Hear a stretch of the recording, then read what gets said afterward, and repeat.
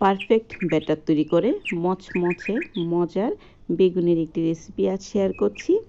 অনেকক্ষণ মচমচে থাকবে সেম প্রসেসে যদি বেগুনিটা বাসায় তৈরি করেন। এই জন্য এখানে আমি 1 কাপ নিয়ে নিচ্ছি বেসন। বেসনটাকে আমি একটি চালনির সাহায্যে ভালো করে চেলে নিব, তাহলে ব্যাটারটা স্মুথ হবে অনেক বেশি। এখন আমি ভালোভাবে চেলে নিয়ে এক্সট্রা যে দানা দানাগুলো ছিল বেসনের মধ্যে সেগুলোকে আমি ফেলে দিচ্ছি। 1 কাপ বেসনের জন্য এখানে আমি নিয়ে নিচ্ছি 2 থেকে আড়াই চা চামচের মতো চালের গুঁড়ো। চালের গুঁড়ো দিলে বেগুনিটা অনেক ক্রিস্পি হবে। এখন মিশিয়ে নিয়ে এর মধ্যে দিচ্ছি গুঁড়ো মশলা। 1 চা চামচের মতো মরিচের গুঁড়ো, হাফ চা চামচ হলুদের গুঁড়ো, আর ধনিয়া ও জিরে গুঁড়ো দিচ্ছি 1 চা চামচের মতো। এখন এই সবগুলো উপকরণ একসাথে মিশিয়ে নিব। আমি এখানে এখন লবণ অ্যাড করছি না, লবণটা আমি পরে অ্যাড করব। এখন সবগুলো উপকরণ মিশিয়ে নিয়ে নর্মাল টেম্পারেচারে পানি দিয়ে ভালো করে ব্যাটারটা তৈরি করতে হবে। আর এই ব্যাটারটা তৈরি করার উপরেই বেগুনির টেস্ট অনেকখানি নির্ভর করছে, তাই ব্যাটারটা তৈরি করা দেখে নিন। কিছুটা সময় নিয়ে আমি ব্যাটারটা তৈরি করছি। প্রথমে ভালোভাবে কিছুটা পানি দিয়ে মিশিয়ে নিয়ে তারপর অল্প অল্প করে পানি দিয়ে ব্যাটারটা তৈরি করতে হবে। অন্তত 5 মিনিট সময় নিয়ে ব্যাটারটা তৈরি করবেন। এইভাবে কিছুটা সময় নিয়ে ভালোভাবে ব্যাটারটা তৈরি করলে বেগুনিটা যেমন ফুলকো হবে, খেতেও ভালো লাগবে, আর বেগুনি অনেকক্ষণ ক্রিস্পি থাকবে। ভালোভাবে ব্যাটারটা তৈরি করছি আর এর ঘনত্বটা আপনাদের সঙ্গে দেখিয়ে দিচ্ছি।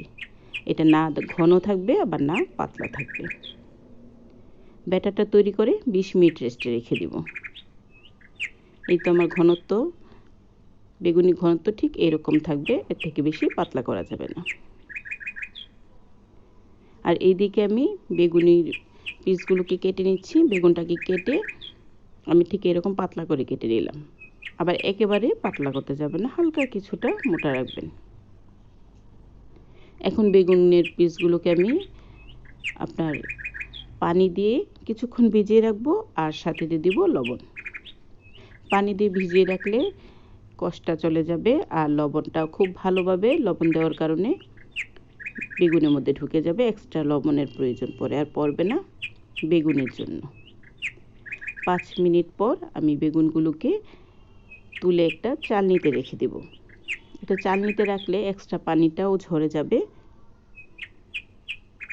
সরাসরি পানি থেকে তুলে কখনোই ব্যাটারে না চুবানোই ভালো, তাহলে কিন্তু বেগুনি নরম হয়ে যায়, খেয়াল রাখবেন।